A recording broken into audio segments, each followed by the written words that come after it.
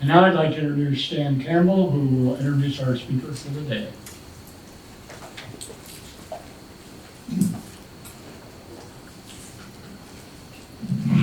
Thank you, Larry. I apologize, my voice isn't real strong, so hopefully this microphone will help.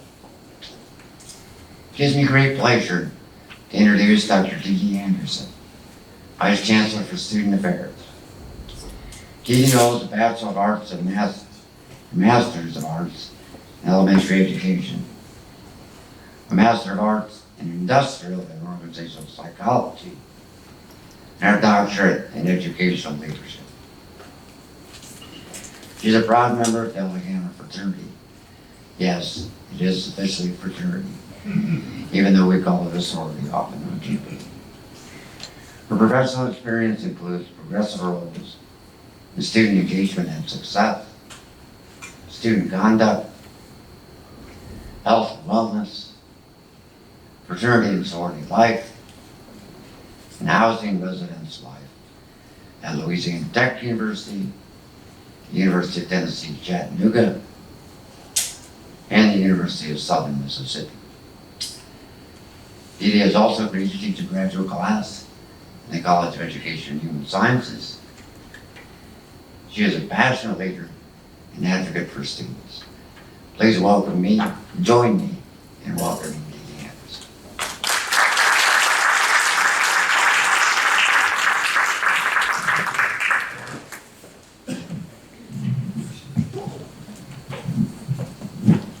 Thank you. I'm going to pull the mic out because I like to move too much.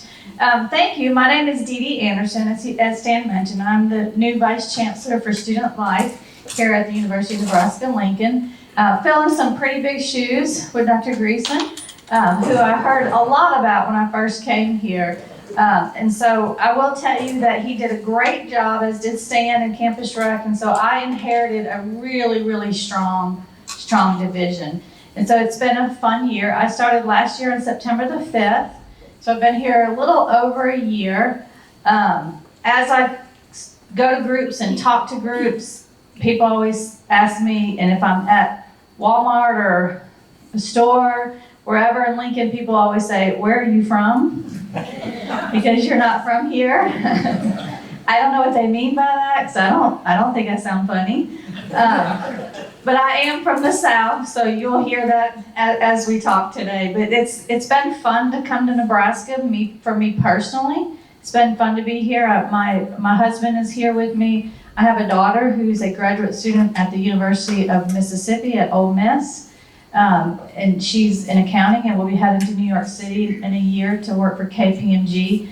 So we've really embraced Nebraska as our home and have really embraced the adventure of being in Nebraska, and have loved the summer weather, loved it. But I'm still, jury's out on January and February. So let me have one more year and I'll let you know if what I feel about that. So I want to start, I'm going to tell you just a little bit today about the division and about the work that we're doing and some of our key initiatives, and then open it up for questions for you. But the first thing I want to start with, so when you were here at UNL, you referred to us as Student Affairs. And that's who we were until about a week ago or 2 weeks ago. So I worked with Dr. Bennett, our new chancellor at the University of Southern Miss. That's how it ended up in Nebraska, right? It was not on my bingo card. So Dr. Bennett called me and said, he's at the University of Nebraska. There's an opening for student affairs. Are you interested in coming to the institution? And so I did a lot of homework and research, and I just saw lots of opportunity, saw a great institution, a strong research institution, just a lot of things to sell me on coming to Nebraska. And so one of the things that he and I talked about when I first came in is the Student Affairs the right name? Do we have the right departments within Student Affairs? Is it a right fit? We started talking about a lot of things. And at the time, he asked me, would you like to change the name to Student Life? Most of our Big Ten peers, their divisions of Student Affairs are called Division of Student Life. It is a a name that would resonate more with students. So if you think about an 18-year-old student's perspective, if they're trying to navigate the campus, does student life make more sense to them, or does student affairs make more sense? So at the time I was like, yes, but can you give me a year?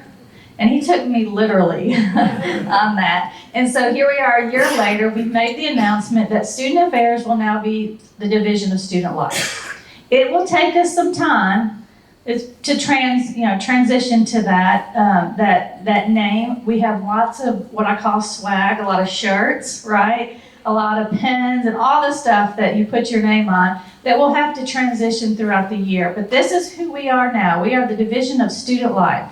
So what does that mean? Like, who's that? Let me start by telling you what our mission is. And we spent this past year looking at our mission and reworking our mission. I'm very focused on, I want a mission statement that is really simple and really easy, that when we talk to parents, we talk to students, we talk to audiences, and we say it, one, we can remember it, right? Two, we can tell people what it is, and we can actually live that mission.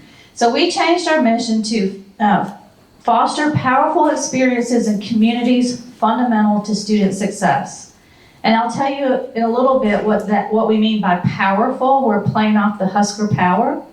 But that's what we do. We create experiences outside the classroom, inside the classroom, and communities to help students be successful here.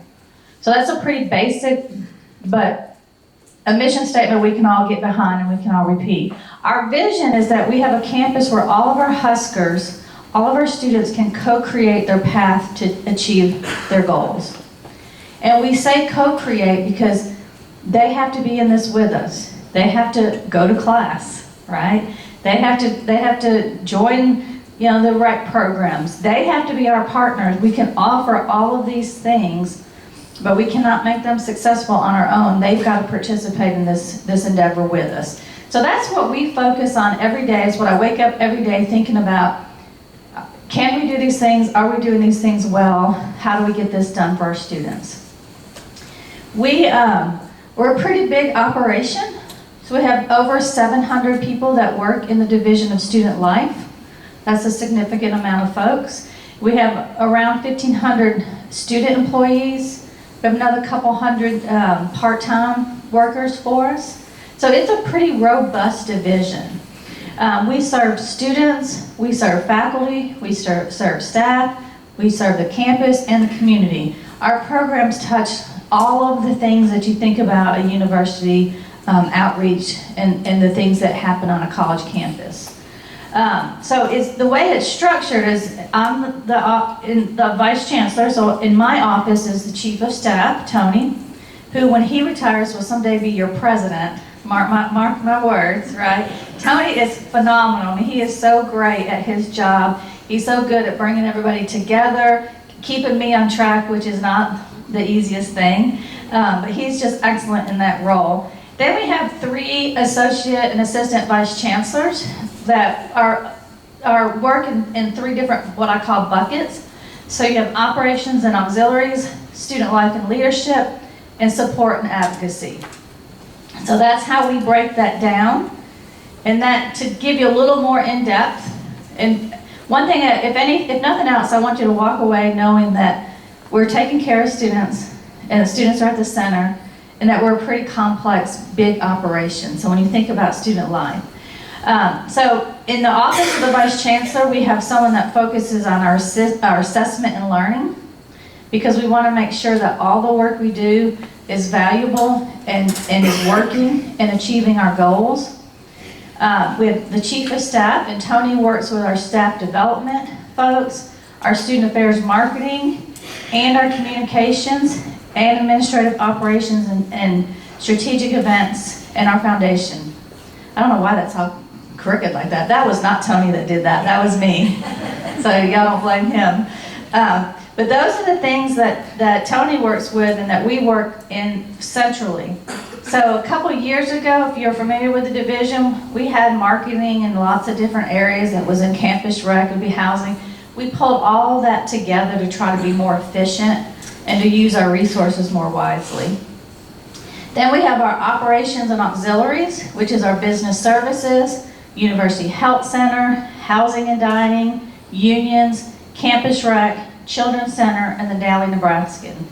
And these are broken into this category because they're revenue generating operations and facilities.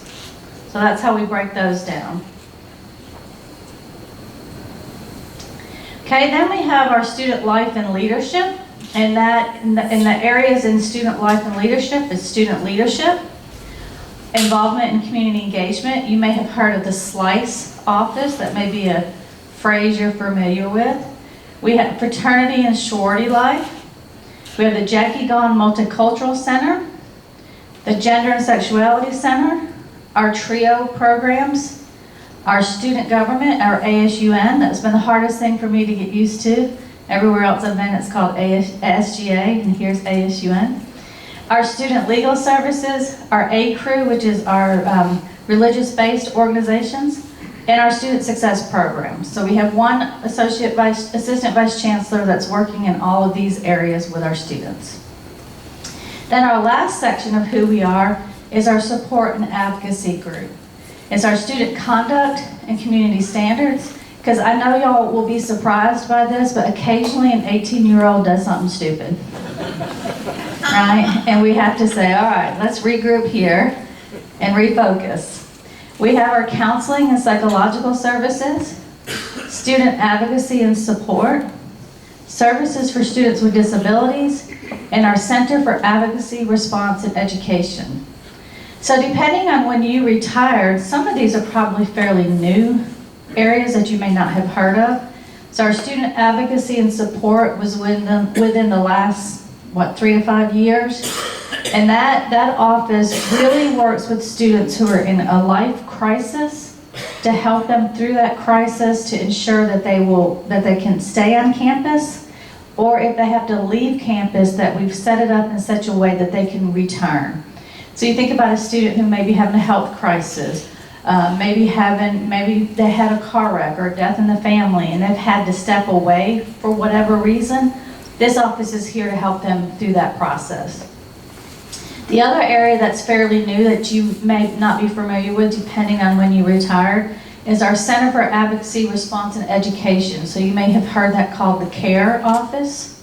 And so the CARE office educates our students on sexual assault and prevention efforts in that area, and was in response to a larger campus incident that happened a couple years ago, but is doing really great work of educating our students. Our goal is that every freshman will have this training, and last year we had about a little over 3,000 students, and we're well on our way this year to getting to those numbers. So those are some new things if you haven't been around campus too much. Okay, well, let's talk about how much money I have. I have more than 66,000, but I'm not sure I can make the promise like your treasurer can that your revenue is bigger than your expenses. I'm not sure I can make that promise because we have to stay in line, but we have a really large budget. So we manage $120 million to do all of these things to help our students. In that budget, those resources come from a wide variety of things: grants, auxiliary dollars, state dollars, and student fees. So we have different resources that we use to run our operation. Of that $120 million, most of it is auxiliary, and I'll show you a little graph here in just a second. But more than $4 million of that $120 million, we actually give back to the institution. So we give back to help run some things in student affairs that have no funding, and we give $2.5 million back to the general budget. Okay, so just that bottom line for the campus. Our housing dollars also go to fund some scholarships, so we're reinvesting some of that money into the campus. Of the $120 million, about $50 million of that is salary and wages. Remember I told you we had 700 and 1,500 students, so a lot of that money is for that. We have $25 million in debt service, so that's fixed. We can't do anything about that. That's to pay for the buildings. We're paying for the union, campus rec buildings, housing and dining buildings. The other 45 million is our operating costs, and just doing the everyday, day-to-day work. So that's how our budget breaks down. So this little chart shows you all that 120 million, that the majority of it, this about 68% is from external revenue. So that's housing, the children's center, dining.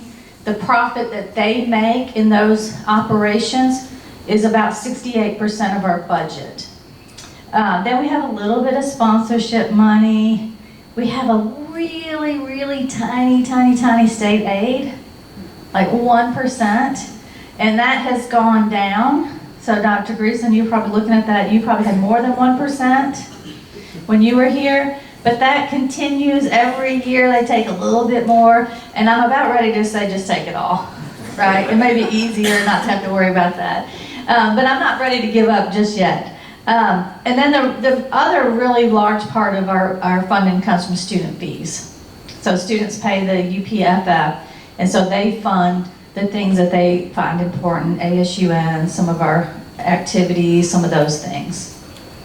Okay, so that's where we spend our money, how we get our money. So I want to shift now to tell you about some initiatives, some things that we have that we're focusing on this year and going forward.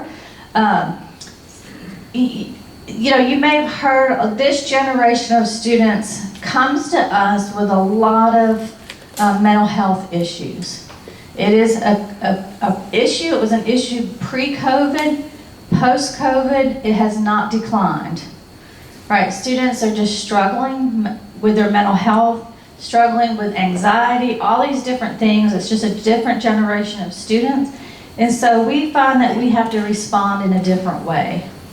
So I mentioned earlier, you know, we have counseling services, we have disability services, we have a lot of really good things across our campus, but we felt like we needed to pull some of those pieces together and really take a more holistic approach at well-being and look at what we're doing across the spectrum for students in a lot of different areas.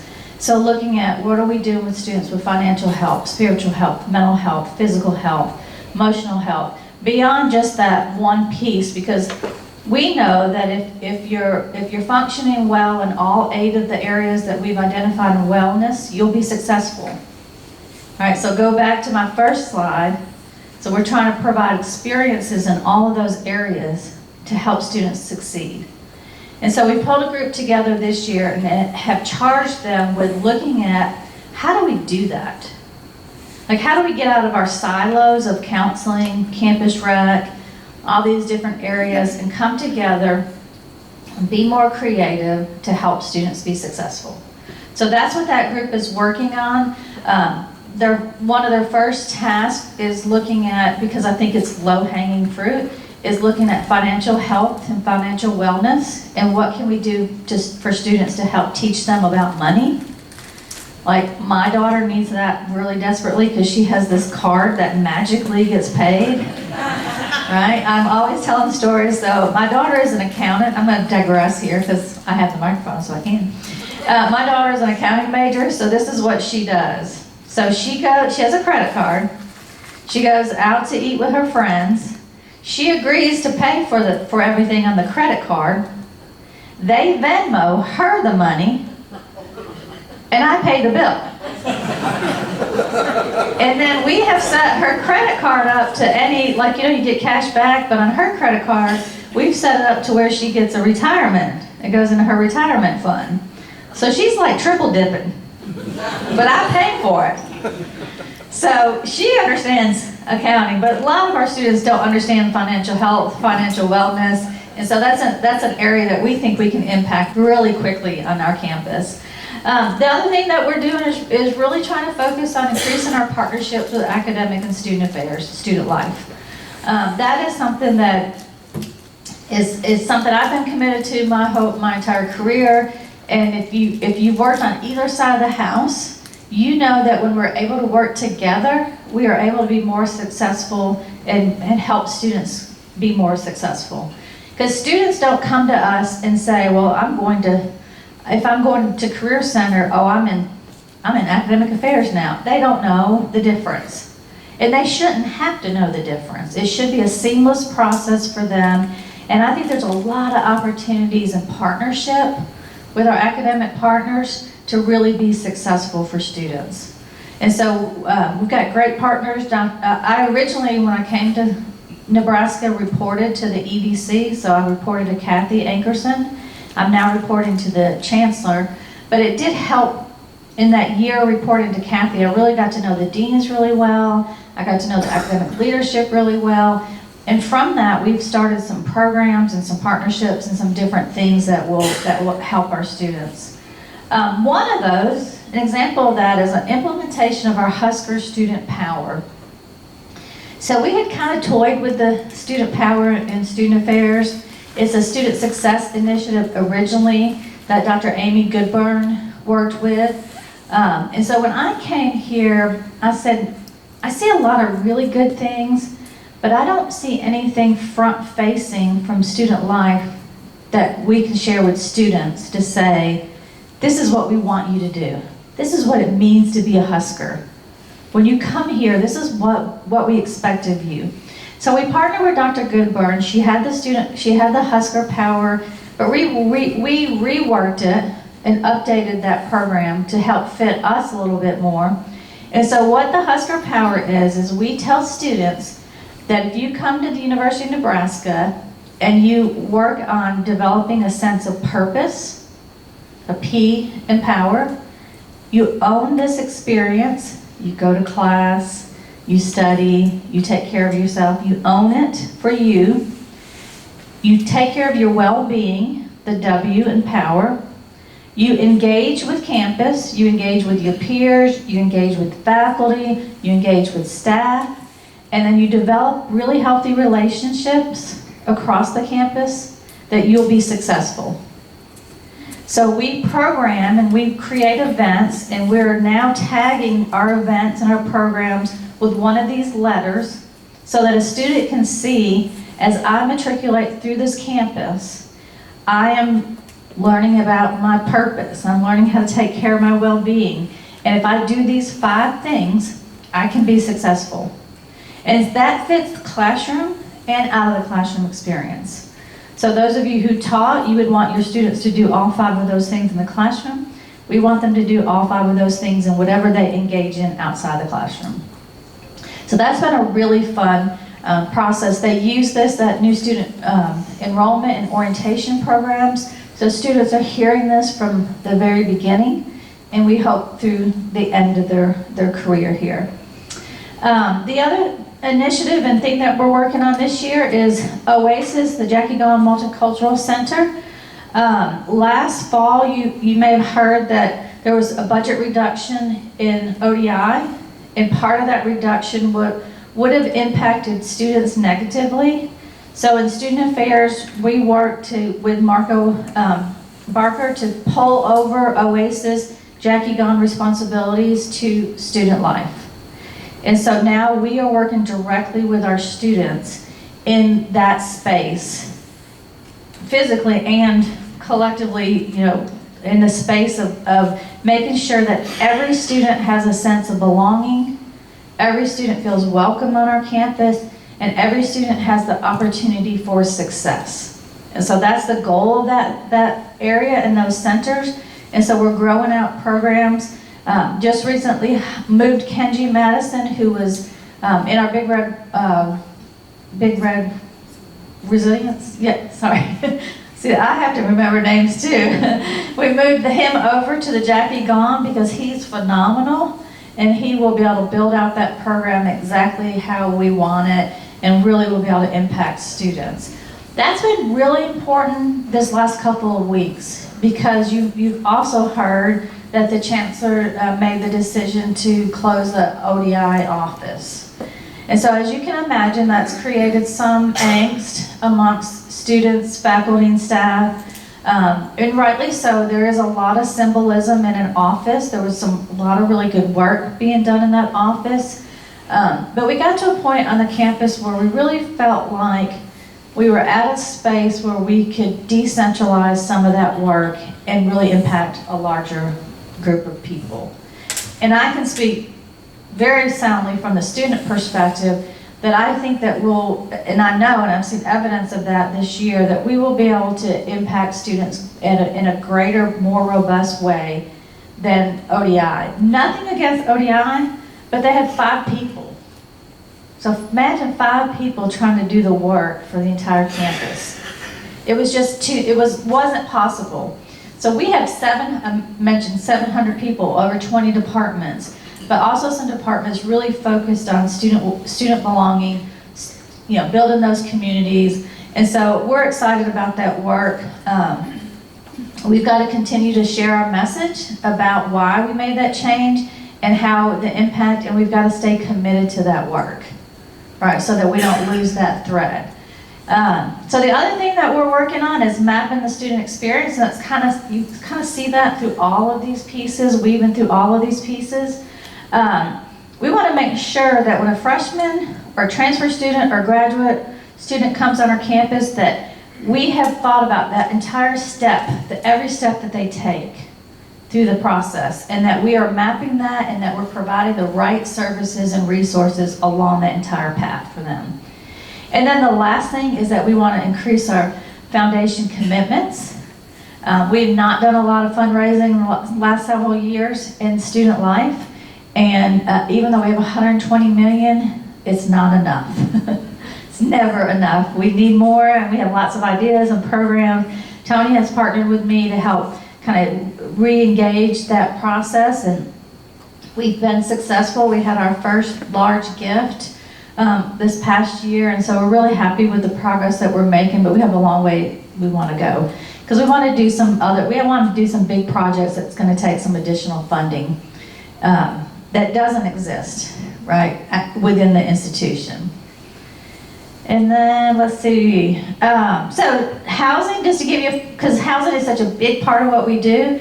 We have 5,300 students who live on campus, and we know our students who live on campus are retained at a higher rate than our students who live off campus. So sometimes people question, why does an institution invest so much money in housing? And this is part of why, because the retention is better, and it just creates a different kind of student life experience for our students. These are 2022 numbers, so don't have the newest ones yet. So just some fun facts. I just thought it would be interesting to give you some fun facts. Last year we served 3,108,902 meals in dining. That's a lot of food, y'all, right? It was good. And so you can see where it breaks down the different, we have Selleck, Able, Cather, Harper, East, where students are eating.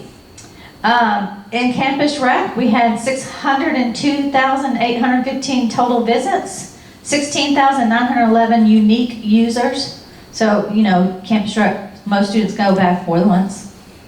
I don't ever go. Sorry, I need to, but I don't. We have 40 sports clubs, 1,200 students, over 42,000 students participating in intramurals, 450 registered student organizations, 12,770 volunteer hours. Our students are actively engaged in our campus. They are here and they are proud to be Huskers. And then just kind of a recap here, fall has arrived. Not quite weather-wise yet, but we did over 3,700 curbside move-ins. This is something we started during COVID, where family comes up. We have a company that takes all their belongings, puts them in a buggy. I don't know what y'all call it here. We call them buggies in the cart, a cart. Put them in the buggy, and they take their belongings to their residence hall for them and move it into the room. Y'all, I would have paid a lot of money for that service. But we do that for them.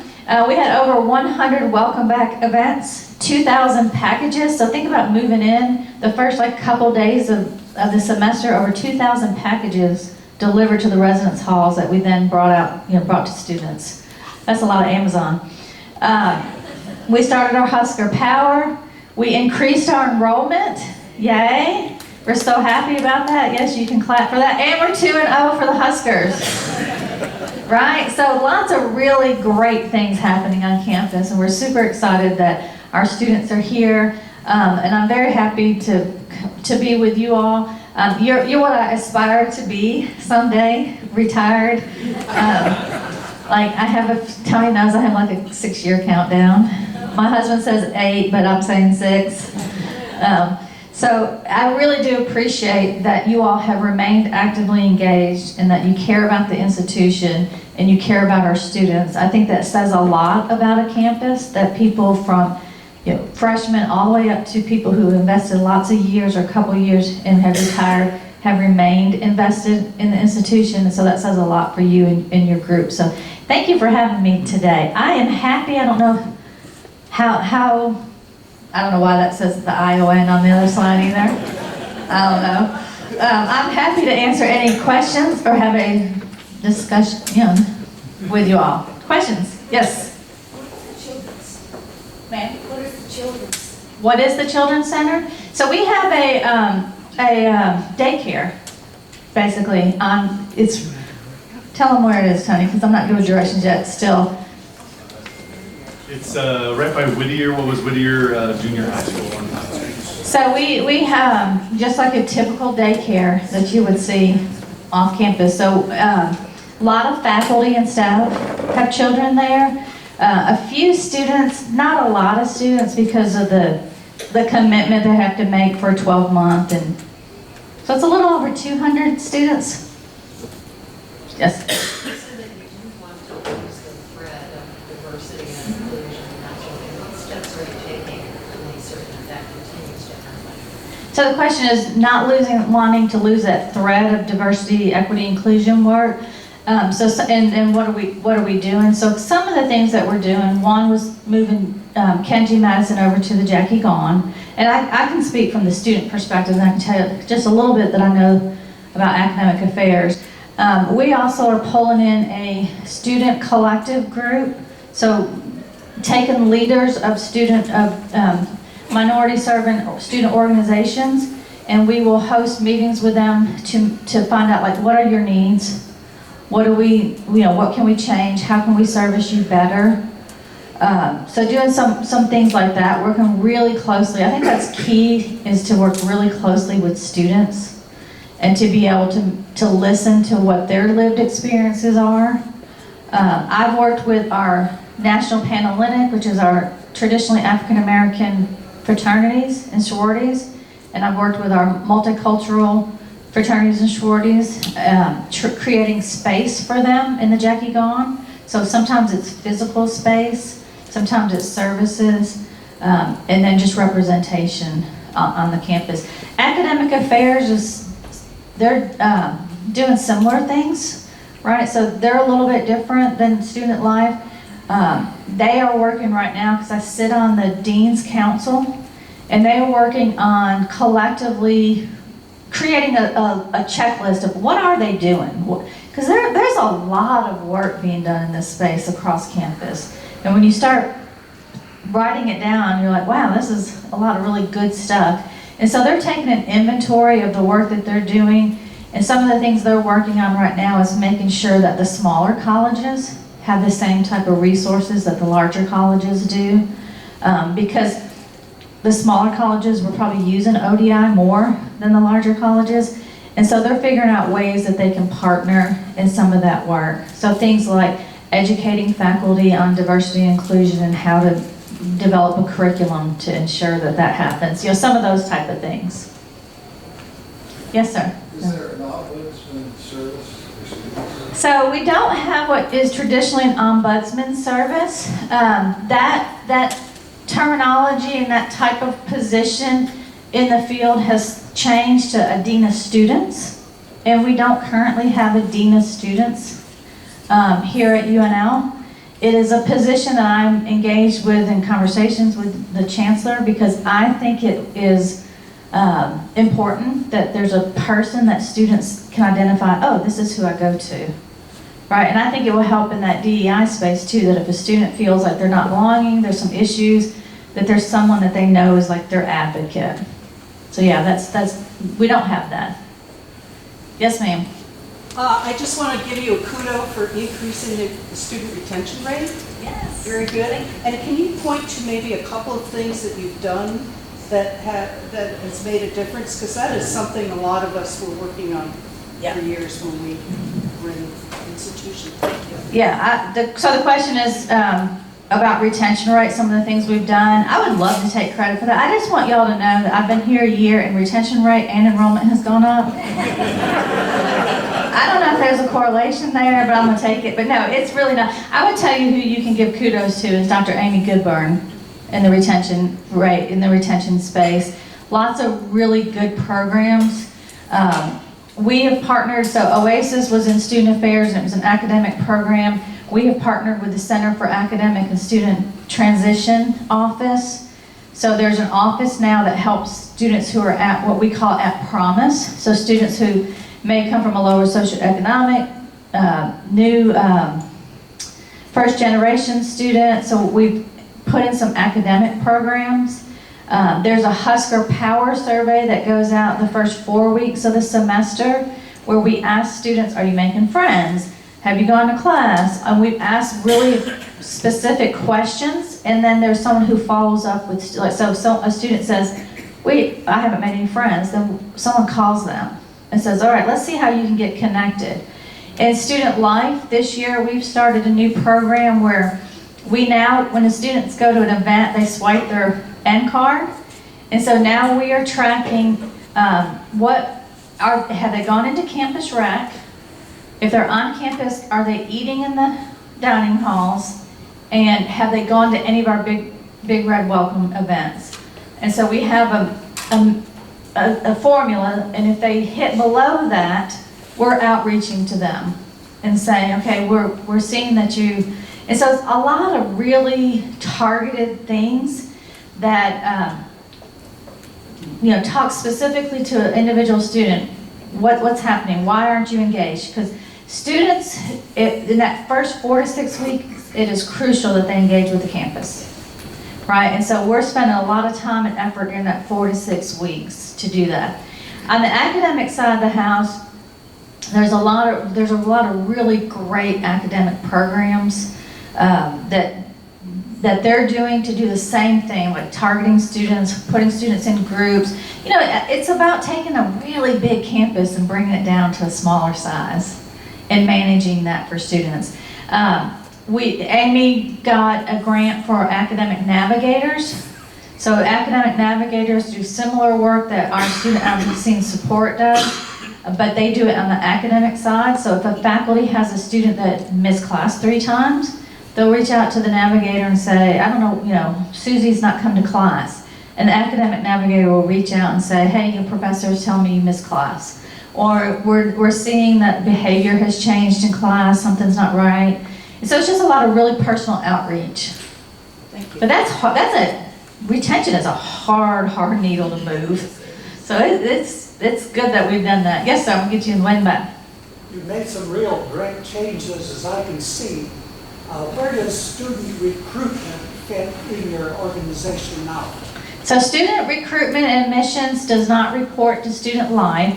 It reports to academic affairs under, what is James? Is it under James? Academic Services and Enrollment Management, ASEM. I'm gonna tell y'all, Nebraska loves their little letters. I'm like, wait, what is ASEM? Whatever, like there's lots of letters. So it reports on the academic side of the house. Now we partner with them through orientation, campus visits, all the different things. So I can't take credit for enrollment. Yes, ma'am. Every time I go downtown, there seems like there's a new apartment complex that's popping up. Knowing what on-campus living does for retention, I'm wondering how that's impacting the campus and what strategies you're using to mitigate it, assuming it's somewhat negative. Yeah, I mean, apartments downtown are everywhere I've ever been is always a challenge because I feel really strongly in the value of the residential experience. And so what we have to do a better job, and we're working on that and towards that, of sharing out our value. So if you're an 18-year-old and you live on campus, or you're an 18-year-old and you live in an apartment, you're getting a different value for your dollar. So I always talk to parents and say, on campus, we have full-time staff that live in the residence halls. So if there's something going on with your student, we're there to help. An apartment doesn't care, right? If your air conditioner breaks on the hottest day in Nebraska, your apartment may get to you in 3 or 4 days. Okay, we're going to respond immediately. And so we've got to do a better job of sharing out that retention rate, that value during the orientation process, during the time that students come to decide whether or not they want to come to Nebraska. We've got to do a really good job of sharing that value. And we hope that they don't build any more. Yes, sir. You can only house so have you thought about moving some of your services into the private housing? Yeah, so our target audience for housing is really freshmen. So we have plenty of space for freshmen. We can house probably about 5,800 students, and so our target is 5,500. We're at 53 this year. So the goal would be that you house all your freshmen, and we do have a mandatory freshman live-in, but there's exceptions. And then that you then capture some of your sophomores and juniors as they kind of progress. So maybe your sophomores and juniors live in not the traditional style halls, and so the idea is you create this stair step of enrollment. Some of the Big Tens, a lot of Big Ten schools have freshman and sophomore live-on requirement. We don't have enough space for that yet, but it's something we could, we've talked about and looked at. We have talked about partnering with some of the private entities more for graduate student housing and family housing, because we don't have great facilities for them, and for our international students. So we're starting we have a new online portal that's coming up this year, and we're partnering with a company that will vet some of these apartment complexes. And so students can go onto a site that we say is a safe site, and if they want to live in XYZ, apartment building, they can go on and look and see that they have a good rating, that students haven't had problems. And so we're partnering with our student legal services to help students figure out how to sign a lease. How do I deal with a landlord? So we're trying to do some of those things. Yes, sir. If you could very diplomatically get the word to the Chancellor's office that the way they handled the elimination of the Office of Diversity and Equity was a disaster. It was way too many political overtones for that. And so if you could just very politely and diplomatically, the Chancellor's office, that was a disaster. They really need to rethink how they do that sort of thing in the future. Yeah, that's fair. I'm happy. I'm not real diplomatic. I'm pretty blunt, so I can't promise that part. Yeah, I think anytime you have something like that, there's always space for going back and saying, what did we not do well in that? And I will say, I can only speak from the student perspective, and this is on me that I didn't realize. So I was told that the email was going out to everyone, and I thought that meant students as well, and I found out later it did not. It just went to faculty and staff. And so I think that was a miss on our part. And so the Chancellor and I pushed out an email last week to students, giving more information, talking about some of the services, some of the programs. So that was a lesson learned, certainly for me, that, hey, this campus, when they say everyone on an email, it doesn't necessarily include students. So that, so there's always space to really evaluate what we're doing and to do it better. So I'm happy to share that with him. Yes? Yeah, No. I'm sorry, if there were any, and I don't know if there are there any activities within student life that a student could get some kind of academic credit for if they do them? Is there anything like that at all? I mean, we have living learning communities that students take classes together and live together and do programs together. So that's the first thing that comes to my mind. Yeah, some 4-credit classes through campus recreation. Trying to go through my brain of different things. That's probably the the extent, we don't do a lot of for-credit work in student life. And then sneak in one other question, which is how much of a student credit hour goes to student life? So, As far as money? yeah, as far as the money goes. Oh, none. I do say, yeah. I mean, 1% of our total budget comes from academic affairs, which would come from tuition dollars, state dollars, you know, those type of things. Oh, okay. Yeah. So I think even in the case if we were to teach a class, like they don't get, Campus Rec doesn't get that money to Campus Rec. Thank you. Yeah. Yes, ma'am. I'm just wondering, since you, from the South, how comparisons the students in the South to the Midwest are using grade Yeah, so differences? yeah, the question is, what are students in the South different than students in Nebraska? And I'll say students are students everywhere, right? They all have the same dreams, they all have the same goals, they all make the same mistakes. The big differences would be, I tell Tony this all the time, I'm hug deficit, because students in the South are much more, you know, much more, like they'll hug you, right? I mean, I would walk through the Union and I'm like hugging everybody, right? And here people are a little more reserved. I mean, we're a little bit louder and a little more out and crazy in the South. So I would say that is a big difference. I mean, in the South, I'm Miss Dee Dee. You know, I'm not Miss Dee Dee here. So there's just little things like that. But students are students everywhere you go. Like they're all looking, like, I love freshmen moving and looking at our freshmen, like their whole future is in front of them. Right? And there's so many opportunities.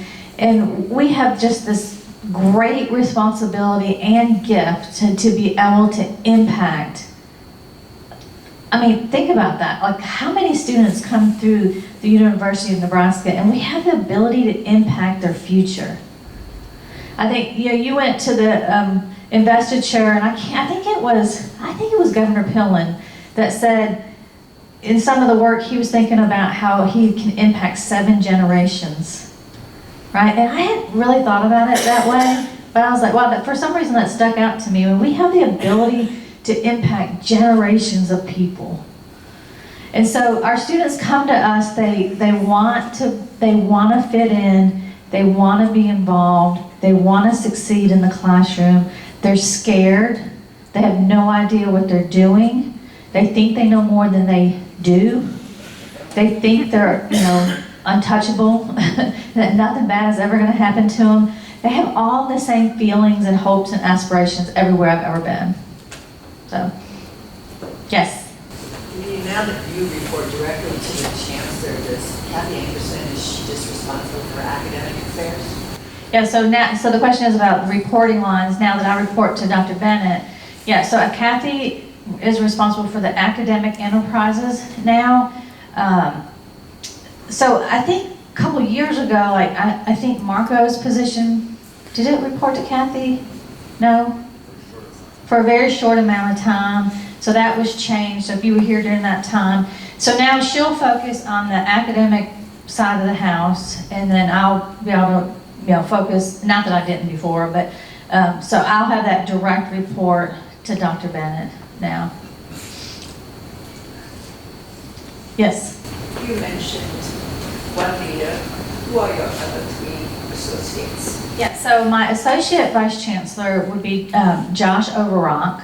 So Josh does the housing, dining, campus rec, the auxiliaries and operations, and it's really phenomenal in that work. And then I have Ryan Lane, who does our student leadership, so he works with our student activities up that line. Jordan Foreman Black is my assessment. I thought you were saying something to me. I was like, and so we also have an opening right now. So we have one position that's not filled right now. Am I missing somebody? No. And I also have several like really great people in the office that I haven't mentioned that do our events and our coordination. Holly and Callan, they do homecoming and welcome week. And Kaylee manages the, you know, the front desk office and the interactions with people coming in. So I have an amazing crew. Like, you know, usually when you come into a new place, you're like, okay, who are the problem people that I need to worry about, you know, finding them other opportunities. I just have a great staff, and I've been so happy and so blessed here that some good people who are willing to come in and listen to my, you know, sometimes good, sometimes crazy ideas, and are really willing to be creative and innovative. But most importantly, they also wake up every day thinking about how can we help students succeed. And so I've been really lucky. Yes, sir. Yes, students will begin to accumulate debt, obviously. I'm assuming your scholarship program is pretty broad and trying to get them involved in going for scholarships with the Yeah, so I mean, student debt is a huge problem, and we constantly at the institution are talking about affordability, because we want to be affordable for all students, and particularly for students, you know, Nebraskans. We want them to be able to come and be successful. There are a lot of different scholarship opportunities, and the institution is always looking at ways to what I call leverage the dollars. So it's a limited pool, but how can we use it, you know, in the best way to help students? We also really aggressively work with our foundation to create scholarship opportunities. And so I think just this week, the foundation announced that they have exceeded their foundation development goals. And so that's real money and dollars that goes to students, you know, to help them keep their costs down. What we don't want is a student to graduate with so much debt. You know, they already think they're going to graduate and make what their mom and daddy make, and they're not going to be quite there. They already have visions of buying a new car and living in a nice apartment, and you know, you don't want them to be saddled with college debt at the same time. Yes, sir, all the way in the back. You mentioned earlier about you're waiting to see what January and February are going to be like. Are you doing for international students any kind of thing telling them you need to be prepared and get clothing and things for the winter, and here's where you get that? Yeah, so the question is about working with our international students, and that, you know, that's what a great question, because that's a population of students you may not think about, like that would struggle at that time. So we have and have spent the last year really building our relationship with our graduate student office and our graduate student president, and trying to pull that part of the campus into student affairs more robustly than we have in the past. But I love that idea. I don't know if the International Student Office and Graduate School does anything like that, but I can help them. I mean, I can totally help them, because the first homecoming weekend when the weather turned really cold, I didn't have a coat. Like, I went to the bookstore on Friday and I was like, I can't go to this parade without a coat. So yeah, I mean, you don't think about these things. Like, I had all open-toe shoes. And I'm like, I need some boots. And where do you get those things? So it's a really good question. I love that idea. Yeah, do we still have, I hate to ask a dumb question, but do we still have a placement office? Because the other side of debt is, can you get a job? And is it in student life? So we have career services, and it's in the academic side of the house. It's in the academic. So it was several years ago decentralized, so they have some central staff that work with career fairs and different things, and then each college has career people within the college, because they can outreach to the specific businesses that their students can get jobs in. So we do still do that, yes. One final question. Do you still have, is the Husker Pantry still available to students? We do. We still have the Husker Pantry. Kenji Madison, that I mentioned earlier, managed that, and when I asked him to come over to Jackie Gone, he said, I'll come over to Jackie Gone if I can still do the Husker Pantry, because he has a real passion for it.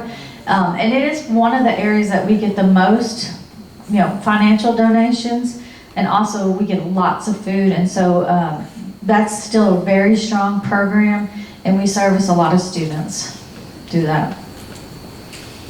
That's it. I had fun, you guys. Thank you so much.